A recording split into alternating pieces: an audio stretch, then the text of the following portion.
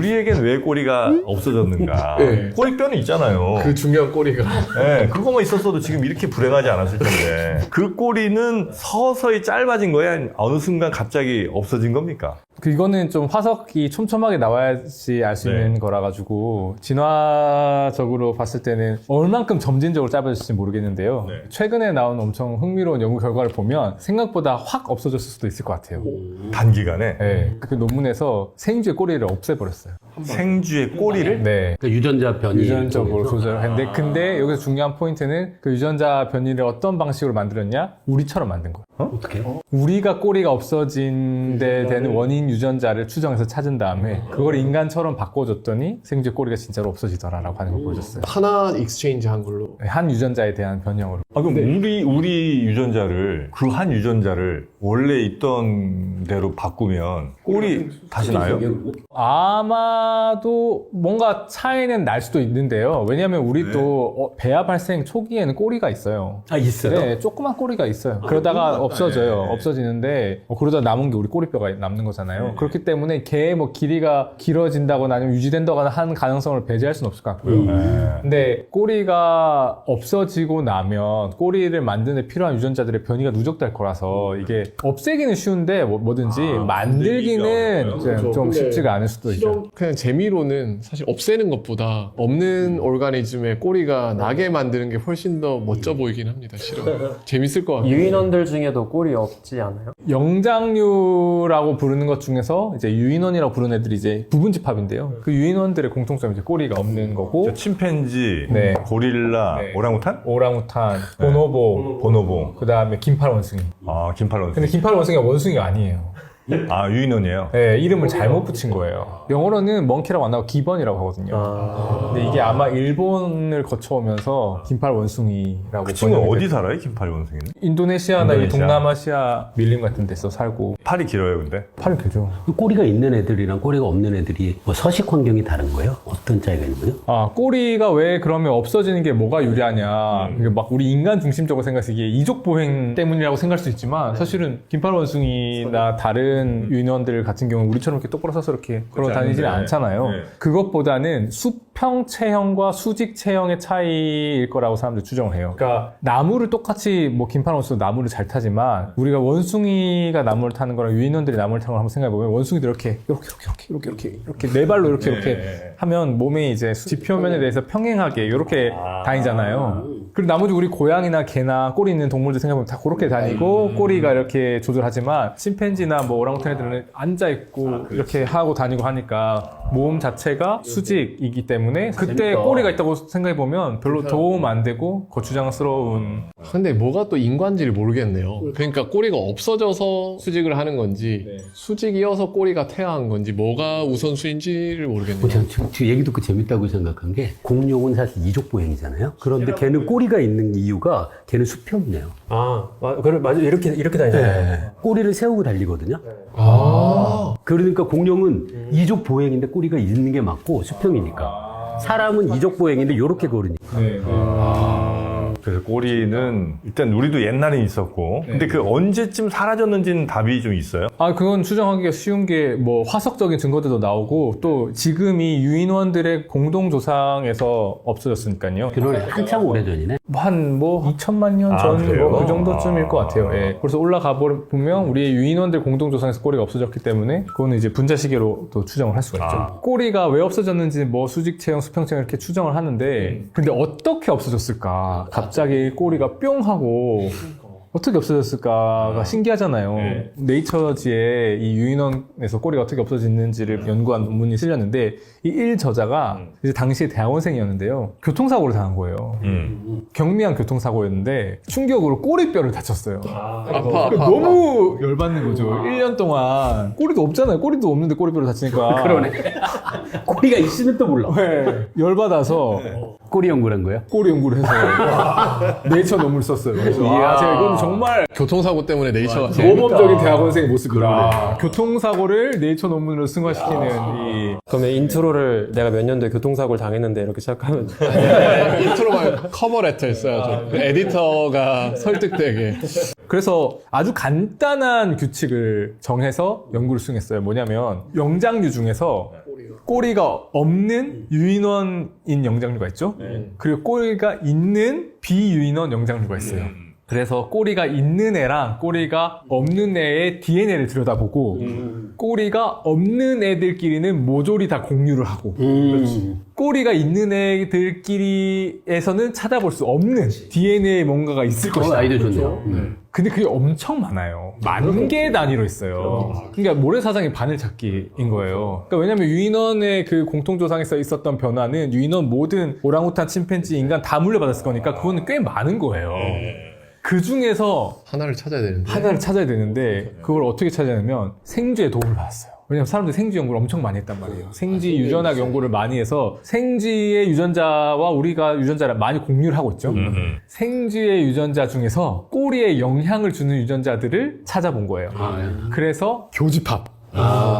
인간이 갖고 있는 거랑 그러니까 우리 유인원들이 공유하고 있는 어떤 유전 변이, 그 유전 변이가 위치한 유전자 중에서 생쥐에서 뭔가 이 유전자를 망가뜨리거나 변화시켰을 때 꼬리에 이상이 생기는 애를 찾았어요. 그러니까 만개 중에 확 줄였다는 네, 거네요. 생쥐를 보고. 그 중에서 그래도 한 몇백 개 단위가 됐을 텐데 TBXT라고 하는 이 이름의 유전자를 캔디드에서 찾았어요.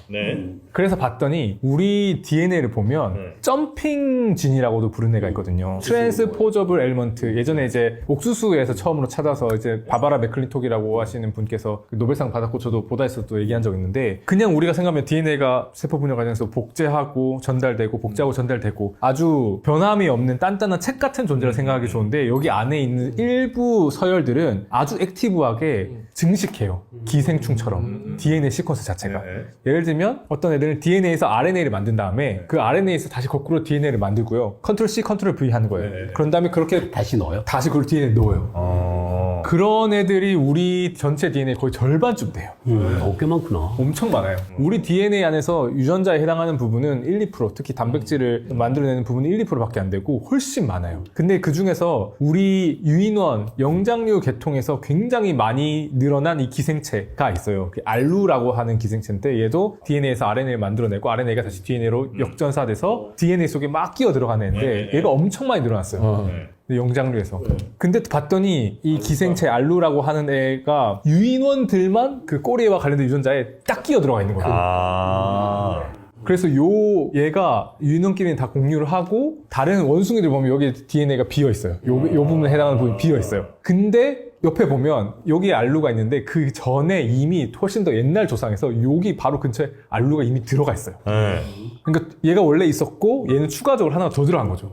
근데 이게 뭐처럼 작용하냐면 벨크로, 찍찍이처럼 작용해요. 같은 기생체 그 계통이기 때문에 서열이 비슷해서 이 DNA에서 RNA가 만들어지면 얘가 벨크로 좀 딱 붙어요. 붙게 되면 여기 RNA의 일부 서열이 고립돼요. 그렇죠. 갈 수가 없으니까. 고립되는 부분에 단백질의 일부 서열이 들어있어요. 유인원에서만 이 부분이 일부가 빠진 단백질을 만들어줘요. 그러면 전체 단백질 원래 이만하잖아요. 벨크로 때문에 그 고립된 단백질 서열이 요만큼 짧은 게 만들어져요. 그래서 요만큼 짧아진 거를 생쥐한테 넣어주면 꼬리가 안 나오는 꼬리가 제대로 안 만들어진다는 거를 보여준 거예요. 그건 굉장히 연구를 거의 처음부터 끝까지 굉장히 네이처 나올만 하네. 잘했네요. 이저 나올 만하네. 그러니까 이게 왜 중요하냐면 일단은 이 메커니즘이 굉장히 중요한 메커니즘이 뭐냐면 우리가 일반적으로 유전자 하면 단백질들을 만들어내는 유전자를 중요한 유전자라고 생각하거든요. 호르몬을 만든다거나 뭐 케라틴을 만든다거나 뇌에서 뭐 신경 신호를 만들어내는 데 필요한 무슨 이온 펌프를 만든다거나 그런 게 다 단백질인데요. 단백질을 만들어내는 서열이 0에서부터 1000번까지 있다면 통으로 쭉 있는 게 아니라요. 쪼개져 있어요. 이렇게 듬성듬성 쪼개져 있어요. 그래서 얘네들을 단백질을 만들어내는 과정에서 DNA에서 한번 전사를 해서 RNA가 생기면 RNA를 잘라서 이어 붙여요. 중간에 사이에 껴있는 것들을 없애서 붙이고 거기서부터 단백질을 만들어내는데요.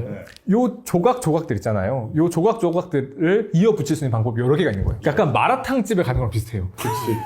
왜냐면 그 재료들이 막 많잖아요. 뭐 어떤 조합으로 넣느냐에 따라서 같은 마라탕집에서 여러 마라탕이 나올 수 있는 것처럼 똑같은 단백질 유전자에서도 얘를 어떻게 조각들을 이어 붙이냐에 따라서 다른 산물이 나올 수가 있어요. 그 오더는 누가 내려요? 이 조합을 누가 시키는 거예요? 그러니까 일단은 순서대로는 배열이 돼 있어요. 뭐 1번, 2번, 3번, 4번, 5번, 6번, 7번, 8번, 9번 이렇게 배열이 돼 있고 순서 자체를 엉망진창으로 섞는다기보다는 예를 들면 1번, 2번, 3번, 4번, 5번 이렇게 만들 수 있는데 1번, 2번, 3번 건너뛰고 4번, 5번 이렇게 만들 수도 있고 그러니까 소스를 하나 뺄 수 있는 거군요. 아니 1번을 안 시작하고 2번, 3번, 4번, 5번 이렇게 해서 여러 개의 조합을 만들 수가 있어요.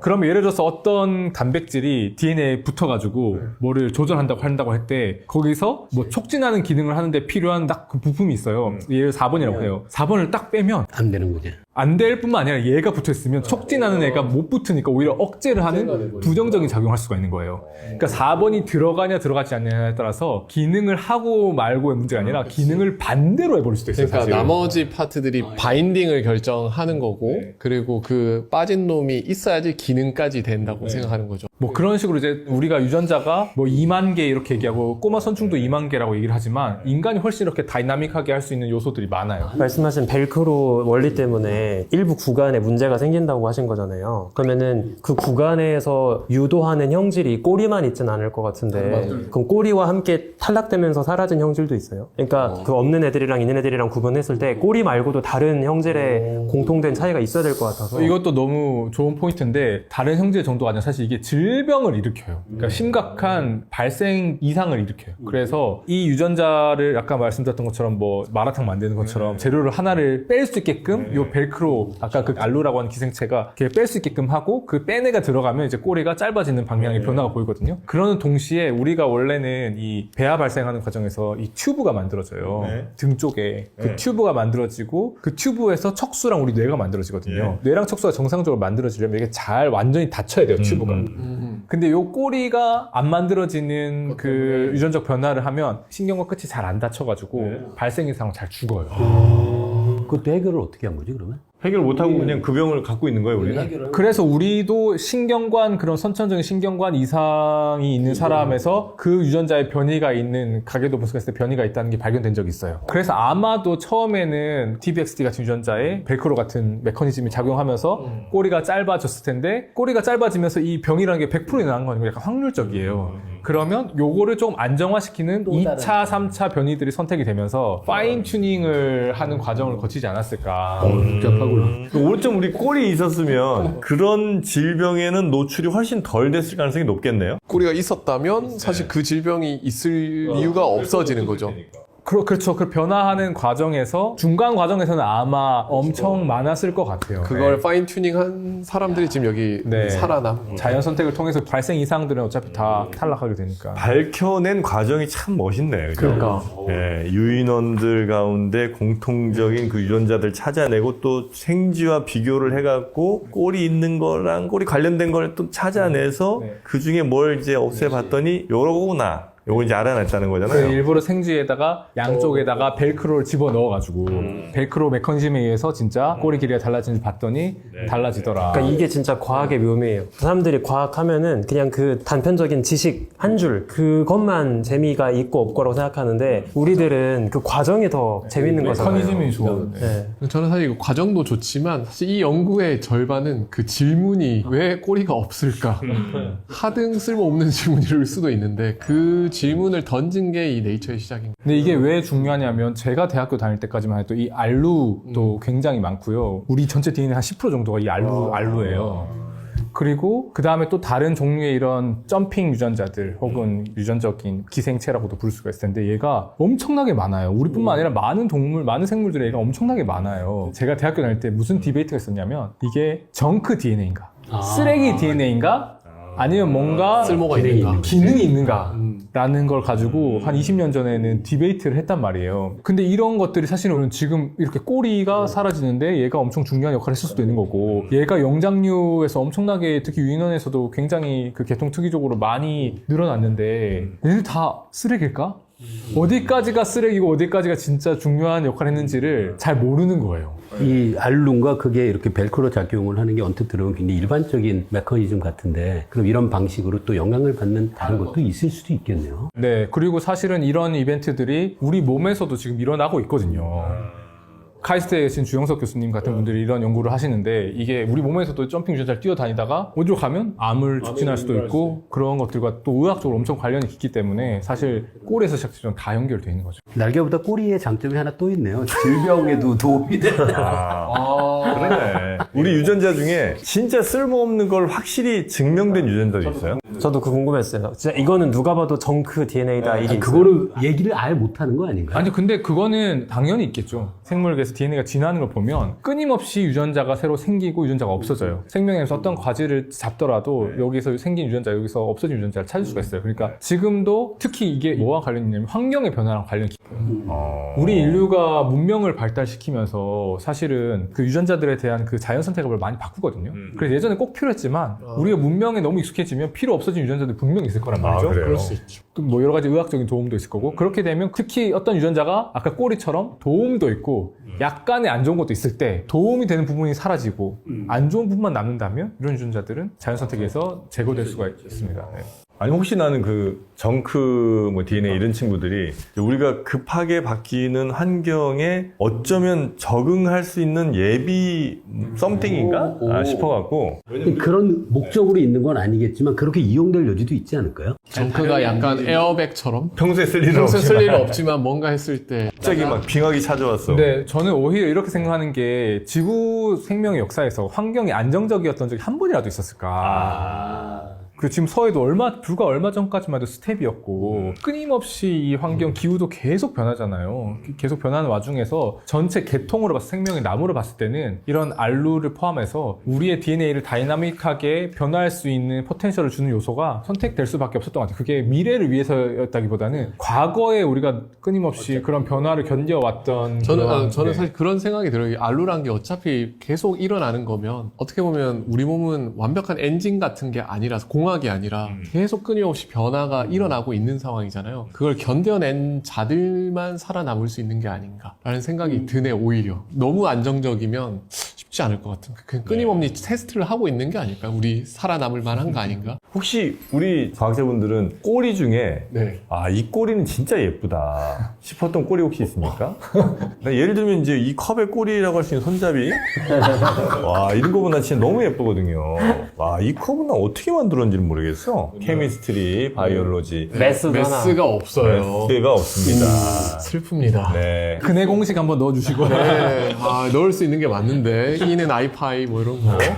공식 오랜만이네요. 예, 무한대수 좀 써주시고. 네. 그쵸. 꼬리가 혹시 제일 긴 애는 생물들 중엔 누구예요?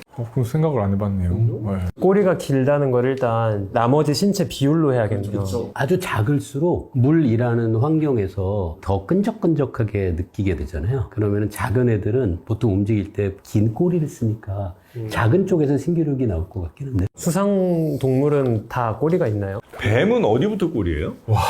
그러니까 뱀은 몸통이 늘어난 거예요. 그러니까 뱀이 길어진 게 꼬리가 길어진 게 아니라 허리가 길어진 거예요? 허리가 길어진 게 요롱이에요, 요롱이. 요롱이. 오랜만이다, 요롱이. 꼬리도 있긴 있어요, 그러면? 뱀 꼬리도 있죠. 꼬리도 네. 있죠. 아, 근데 허리 척추가 이제 많이 길어진 거고. 네, 그러니까 원래는 이렇게 하는 거예요. 이제 척추를 만든다고 하면 뭐 머리, 가슴, 뭐 배, 꼬리, 척추 이렇게 만들어야 되는데 뱀은 발생 과정에 머리, 가슴, 계속 하는 그런. 아, 그렇구나. 그게 이제 뱀이고. 그 도마뱀들 종류들이 대체로 꼬리가 좀 몸에서 차지하는 비중이 좀 크죠? 한 3분의 1 이상은 좀 되는 것 같기도 하고. 꼬리 기준은 그러니까 척추 끝나는 부분부터예요? 그러게. 악어 꼬리는 어디부터가 꼬리일까요? 그러니까 다리랑 일단 다리부터가 꼬리인가? 다리 끝부터? 엉덩이. 뼈로 기준으로. 꼬리가 보통 어떻게 되나요? 척추뼈가 있으면 끝부분에서 갈라지나요? 아니면 끝에 붙어 있는 건가요? 꼬리라고 정의를 어느 파트? 보통 이렇게 척추 넘버를 딱 붙이고 뭐 1번부터 몇 번까지는 이렇게 하거든요. 약간 해부학적인 그 척추의 모양도 조금씩 달라지기 때문에 요거까지는 구분하는 것 같은데. 아, 있긴 있어요. 네. 여튼 척추 동물에게만 꼬리 있는 거겠죠? 예쁜 꼬마 정도 꼬리라고들 해요. 예. 예쁜 꼬마 선충. 그것도 꼬리라고는 할 텐데. 그냥 우리가 모양으로 학술적이지 않은 학술적이지 얘기로 엄밀하지 넓게 쓰는 않은 거. 네. 정자도 꼬리가 있죠? 꼬리라고 하죠. 편모죠, 편모. 아, 그럼 편모예요? 걔는 머리랑 꼬리만 있는 건가? 세포랑 편모가 있는 거죠. 세포에서. 아, 세포에 편모가 편모. 달려 있는 거죠. 아. 꼬리는 의지로 움직일 수 있죠? 원숭이 보면 이렇게 꼬리 가지고 뭐 이렇게 하지 않나요? 그걸 대답할 수 있는 사람은 없어가지고. 꼬리에 꼬리를 무는 이야기가 지금. 제 인생에 꼬리란 단어를 평생 들은 꼬리보다 지금 와 뱀이 자기 꼬리 먹은 적 있어요? 이게 막 돌아다니다가 뭘 딱 배고파서 먹었는데 자기 꼬리야. 맛은 있는데 내 거야. 뱀은 한번 먹기 시작하면 뱉지는 잘 못하잖아요, 그죠? 이빨 생긴 모양이. 자기 꼬리 계속 먹어야 되죠. 어디로 가는 거예요? 뱀이 꼬리를 물기 시작을 해서 다 삼키면 이게 위상학적으로 어떤 모양이 돼요? 최종적으로. 아, 위상적으로요? 그죠? 도넛 모양에서 꼬리가 들어가서 네. 결국은 그냥 특이점이 사라질 수가 없네요. 네, 네. 그러니까 결국은 삼키지 못하네 마지막에. 마지막에 몸이 뒤집어지는 건 아닐까요? 그러니까 입부터 이렇게. 아, 너무 잔인한 것 같아요. 너무 끔찍하게 가지 않겠습니다. 아, 근데. 여기가 이런 동네입니다. 와, 지금 아시겠죠? 저는 꼬리라는 단어 하나로 약간 하니까 집에 돌아가서 약간 천장에 꼬리가 계속 이렇게 될 것 같은 그런. 네, 알겠습니다.